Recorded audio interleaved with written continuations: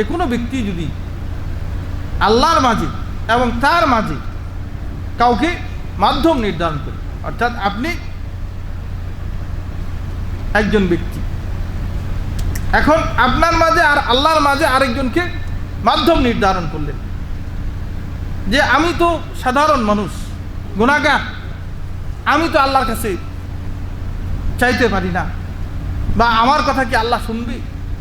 এই জন্য মাঝখানে একজনকে নির্ধারণ করা যে সে আমার জন্য আল্লাহর কাছে সুপারিশ করবে, আমার জন্য সে মাধ্যম হবে, সে আমার হয়ে আল্লাহর কাছে বলবে, তার কথা আল্লাহ শুনবে এবং আল্লাহ আমাকে মাফ করবে। যেমন মনে করেন, বা অনেক পীর সাহেবরাও দাবি করি যে পীর সাহেব তার মুরিদদের জন্য আল্লাহর কাছে সুপারিশ করবে, মুরিদদের জন্য জাহাজ নিয়ে আসবে কিয়ামতের মাঠে,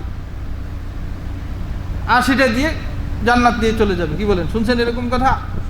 হ্যাঁ, তো তাহলে আপনার এটা হলো মাধ্যম। তো এটা যে করবে সেও শিরিক করবে। আল্লাহর কাছে পৌঁছার জন্য কোনো মাধ্যমের দরকার নেই। আল্লাহ বলছেন যে ওয়াইজা সাআলাকা ইবাদি আন্নী ফাইন্নী করিব। আল্লাহ তার নবীকে লক্ষ্য করে বলছেন যে যখন আমার বান্দারা তোমাকে আমার সম্পর্কে জিজ্ঞেস করবে তখন তুমি বলো যে আমি তাদের খুব নিকটে আছি।